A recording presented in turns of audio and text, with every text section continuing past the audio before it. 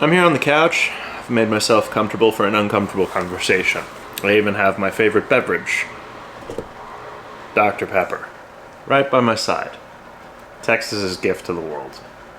Yep. So, that uncomfortable conversation. What is it? It's dating disabled. This is something that seems to be coming up more and more throughout the world. In fact, my mom, who is from London and was there up until this Wednesday taking care of my grandmother, I guess she was reading a newspaper while she was there, and there was a column by a disabled woman in London who was talking in particular about the scene there, what it's like to date as a disabled person. And lo and behold, it's not that much different there. It's kind of a shit show. Why is it a shit show? Well, these dating apps that work for about 15% of the population who are conventionally attractive or deemed to be conventionally attractive, if you have any experience with those, you know that if you don't fall within that 10 to 15% or whatever you want to call it, I'm not working with hard numbers here, as these are things that are hard to quantify when talking about looks. We all know what we regard as aesthetically compelling whenever we see it, but we're not necessarily willing as human beings, or at least the majority of us aren't willing to necessarily put a number on ourselves. Now, as kids, we say, oh, so-and-so is about a 7, so-and-so is a 3, so-and-so is a 10, whatever. So clearly, in our less civilized adolescent forms, people have some idea about where they rank, so to speak, in terms of attractiveness in comparison to others. And I don't know, I think we're constantly comparing ourselves to others, so why should this not be the case in looks? We live in a FOMO culture where people are always looking around at what other people have and judging themselves based upon whether or not they think they have similar means. So it goes. But getting back to the subject of dating. So the dating apps, to your Tinders, your Bumbles, your Hinges, which by the way, they're all owned by the Match Group. So we're talking about the same evil dating overlords whenever we bring up any of those particular apps. They tend to work pretty well for that, let's say 10 to 15%, just to put a completely arbitrary, stupid number on it.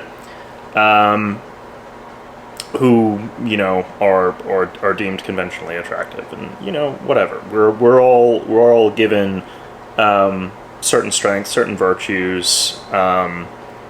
Potentially by birth, we have these ideas. I'm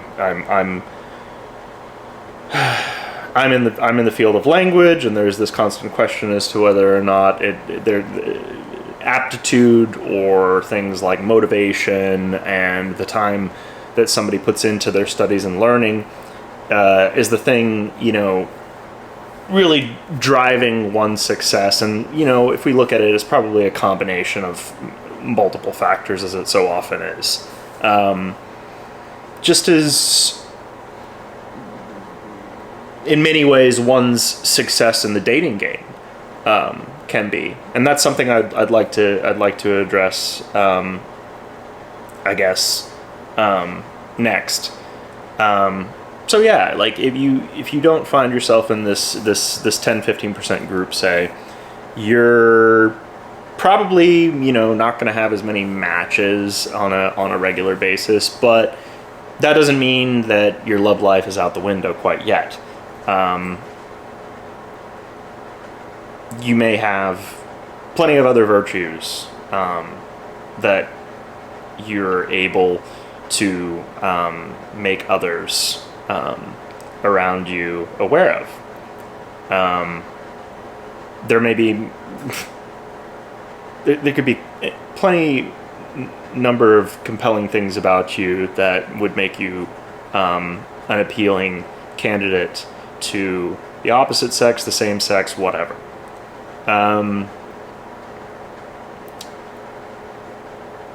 Getting into that personal space or into a one-on-one situation with somebody, and in order to show off those qualities is probably going to be the biggest restriction or the biggest determinant as to whether or not you're going to have success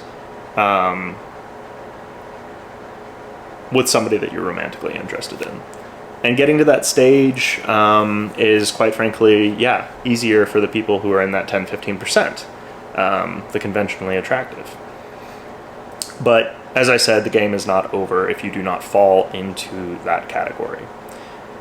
Now we come to the situation for disabled people. So often the case is not the same for us.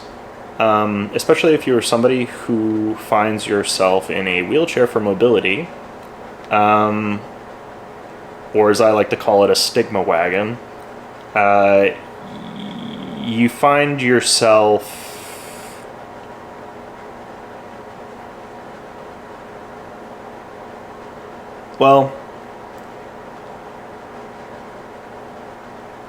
in many ways deemed undateable. Now, that isn't to say that I haven't dated somebody as somebody in a wheelchair. It has, however, been, as far as dates, been few and far between ever since I have been in a wheelchair. You go from being a guy standing at a height of about 6'3.5" to being about 4'10", 4'11" on a good day, and rolling around,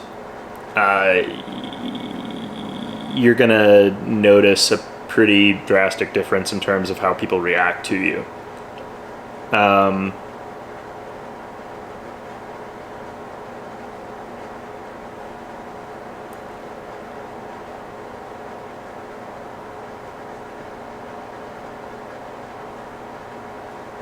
One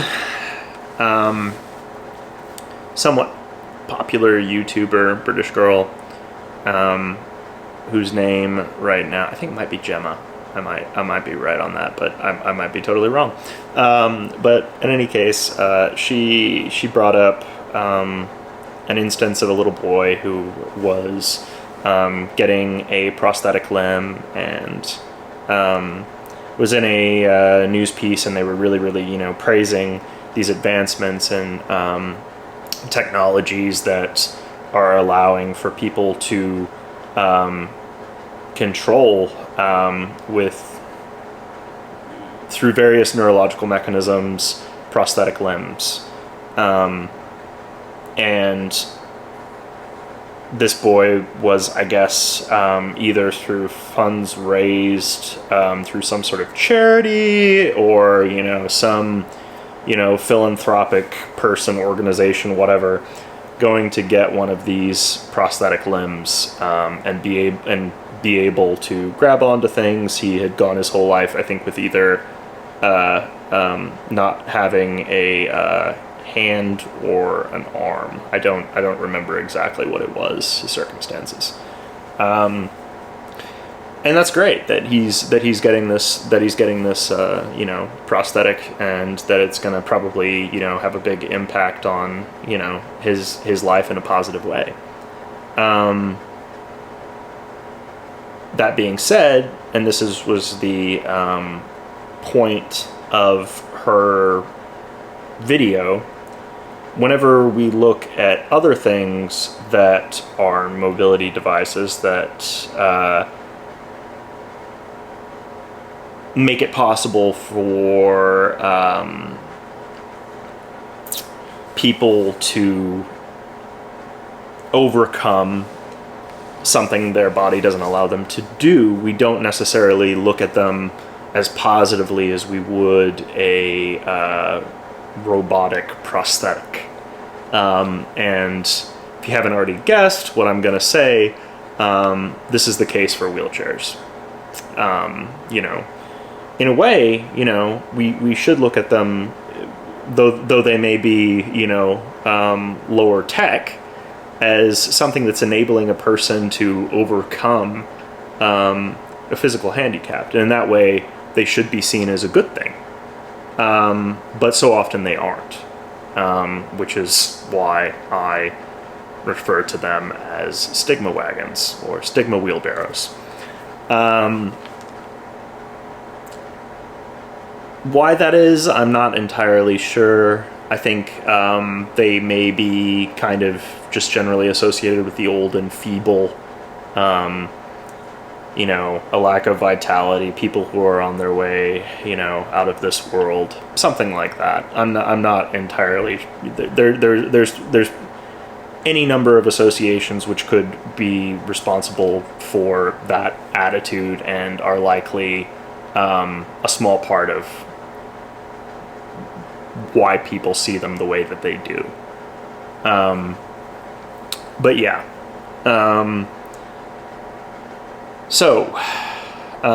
Coming back to this topic of dating disabled, it's no bueno. It's kind of been, at least for me, a bit of a shit show since the start. It's hard to get people to give you any sort of chance. It's hard to be perceived in any way as an entity having a modicum of sexuality. And I think that a large part of this has to do with a general lack of public knowledge and misinformation as concerns people in wheelchairs. I mean, there are a plethora of reasons why somebody might find themselves in a wheelchair. But I can say in the case of spinal cord injuries, and probably in the case of a lot of other neurological disorders, there seems to be this sense amongst people that we are, just constantly going around pissing and shitting ourselves. And this doesn't really help when we have representations in popular culture that reinforce those attitudes. Huge Family Guy fan, but the jokes that they often make on the character Joe just perpetuate stupid stereotypes that kind of piss me off. Not coming at you, Seth MacFarlane. I generally like what you have to do, and I think you're a very talented person. If you ever saw this, but yeah, when you have things like that informing the general public, or potentially reinforcing things that the general public already thinks, that we're constantly pissing and shitting our pants as we go around, it doesn't necessarily help in terms of a disabled person being able to not only feel confident and have a sense of sexuality, but actually be able to project that sense of comfort and confidence in their own sexuality. So yeah, I think there is a problem in terms of what's depicted and how people are generally regarded, that is affecting people's success in the dating game, essentially. But what can you do? Well, I don't know if this probably won't have very much traction, and that's okay. I think one thing is putting out one's thoughts on these things, and that's kind of what I'm hoping to do with this to a certain degree. If anybody happens to see this who isn't disabled, what I would and you happen to find yourself in a situation where you are, potentially considering somebody who does have a disability romantically, create an open line of communication. Try and go into the situation not assuming much of anything. And talk openly about any sort of concerns that might, put constraints on your relationship with that person. I mean, if we move from general sexuality to the topic of sex specifically, I had girls straight up ask me whether or not I can get it up. And in a way, as blunt as that question is, I would much rather somebody ask me that and hear my answer rather than make an assumption about me often that I cannot. So I guess what I'm trying to say here is that as potentially uncomfortable, as uncomfortable as it might be, opening those lines of communication, I think it's a necessity. I think it's really something that you have that you have to do, that you have to talk through with that person. Getting to that conversation can be really, really awkward. And unfortunately, because people don't talk about these things openly, there's also, I think, and this is something that particularly affects disabled men. I can't speak necessarily to this because it's male specific, but what works and whether it works, how you as a disabled man advertise that kind of thing, how you let people know that, especially in a world where when you're on one of these apps, people just assume kind of right off the bat, if you're a man, that you're just pretty much after sex.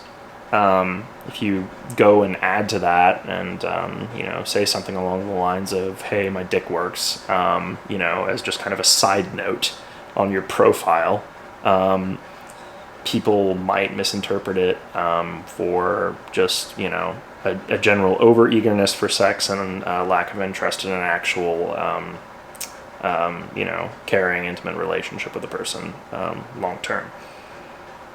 So, and I don't necessarily have any like super great answers for that. I can say one thing that you can do is approach it with humor and say, and try and approach it as a joke, maybe in your profile, something like, so you don't have to ask, yeah, it works, or something along those lines. But yeah, it's not an easy it's not an easy hill to ascend. It's not an easy topic to broach, for sure. Anyway, this is getting kind of long, and I've been rambling and talking around shit for quite a while now, so I think I'm going to cut it. I hope that all of you are having a wonderful day, evening, middle of the night, whatever time it is by you as you're watching this, and I hope that this has been, I don't know, at least somewhat informative. And with that, I will say goodbye.